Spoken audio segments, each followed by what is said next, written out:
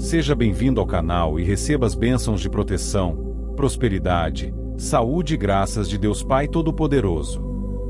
Fique conosco até o final das orações para receber integralmente os eflúvios benéficos. Oramos por você e pelo mundo. Amém. No Santo do Dia, hoje, dia 4 de outubro, a Igreja celebra a memória litúrgica do grande São Francisco de Assis. São Francisco de Assis nasceu em Assis, na Itália, em 1182. Era filho de Pedro Bernardone, que era um rico comerciante, e de Pica, de família nobre da Provença. Na juventude, Francisco era muito rico e esbanjava dinheiro com ostentações. Porém, os negócios de seu pai não lhe despertaram interesse, muito menos os estudos. O que ele queria mesmo era se divertir. Por volta dos seus 20 anos, uma guerra começou entre as cidades italianas de Perugia e Assis. Ele queria combater nesse conflito, mas caiu enfermo. Durante a doença, Francisco ouviu uma voz sobrenatural, que lhe dizia para servir ao amor e ao servo. Pouco a pouco, com muita oração, Francisco sentiu no coração a necessidade de vender seus bens e adquirir a pérola preciosa, sobre a qual ele lera no Evangelho. Certa vez, ao encontrar um leproso, apesar da repulsa natural, venceu sua vontade e o beijou. Esse gesto foi movido pelo Espírito Santo.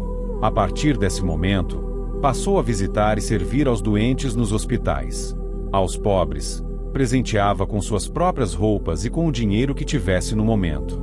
Num dia simples, mas muito especial, enquanto rezava sozinho na igreja de São Damião, em Assis, sentiu que o crucifixo falava com ele, repetindo por 3 vezes a famosa frase: Francisco, reconstrói a minha casa, pois vês que está em ruínas. O santo vendeu tudo o que tinha e levou o dinheiro ao padre da igreja de São Damião, pedindo permissão para viver com ele. Francisco tinha 25 anos. Pedro Bernardone, ao saber o que seu filho havia feito, foi buscá-lo, indignado. Levou-o para casa, bateu nele e o acorrentou pelos pés. A mãe, porém, o libertou na ausência do marido, e o jovem retornou a São Damião. Seu pai foi novamente buscá-lo, mandando que ele voltasse para casa ou renunciasse à sua herança. Francisco, então, renunciou a tudo, dizendo: as roupas que levo pertencem também ao meu pai. Tenho que devolvê-las. Em seguida, desnudou-se e entregou suas roupas ao pai, dizendo-lhe: até agora, tu tens sido meu pai na terra, mas agora poderei dizer: Pai nosso, que estais no céu. Para reparar a igreja de São Damião, Francisco pediu esmolas em Assis. Terminado esse trabalho, começou a reforma da igreja de São Pedro. Depois, retirou-se para morar numa capela chamada Porciúncula, que fazia parte da abadia de Monte Subásio, cuidada pelos beneditinos. Ali, o céu lhe mostrou o que realmente esperava dele. O trecho do Evangelho da missa daquele dia dizia: Ide e pregai, dizendo: o reino de Deus está próximo. Dai de graça o que recebestes de graça. Não leveis ouro, nem 2 túnicas, nem sandálias. A essas palavras, Francisco tirou suas sandálias e cinturão, ficando somente com a túnica. Francisco começou a anunciar a verdade no ardor do Espírito de Cristo e convidou outros a se associarem a ele na busca da perfeita santidade, insistindo para que levassem uma vida de penitência.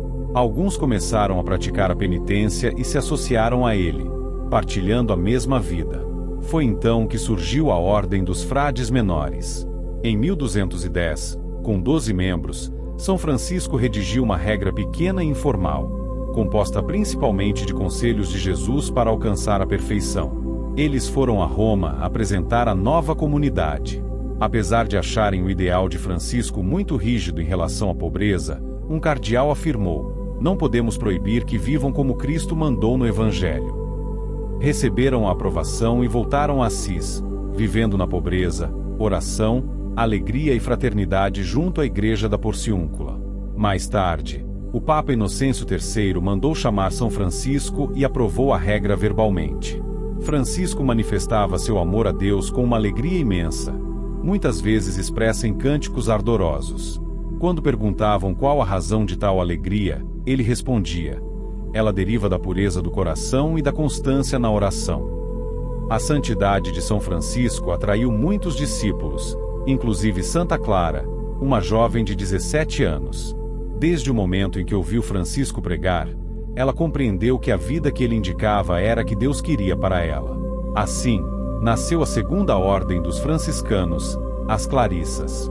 Certa vez, São Francisco, fortemente tentado pela impureza, deitou-se na neve para vencer suas inclinações carnais.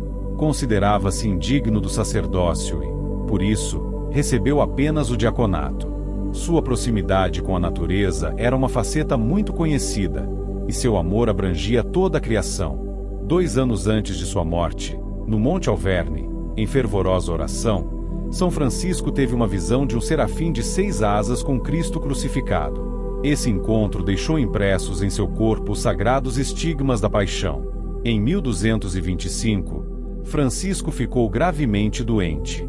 Perguntando a verdade sobre sua saúde, disseram-lhe que restava apenas 1 semana de vida. "Bem-vinda, irmã morte!" exclamou ele. Pediu então para ser levado à Porciúncula. Morreu no dia 3 de outubro de 1226, com menos de 45 anos, após escutar a leitura da Paixão do Senhor. Ele desejava ser sepultado no cemitério dos criminosos, mas seus irmãos o levaram em procissão à igreja de São Jorge, em Assis. Ali, ele permaneceu até 2 anos depois da canonização. Em 1230, foi secretamente transladado para a grande basílica construída pelo irmão Elias. São Francisco foi canonizado apenas 2 anos após sua morte, em 1228, pelo Papa Gregório IX. São Francisco de Assis, rogai por nós. Nossos agradecimentos especiais a todos que rezam conosco. Que o Senhor vos abençoe agora e para sempre. Assim seja. Amém.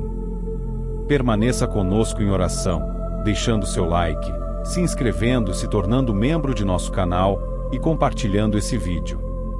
Obrigado por orar conosco.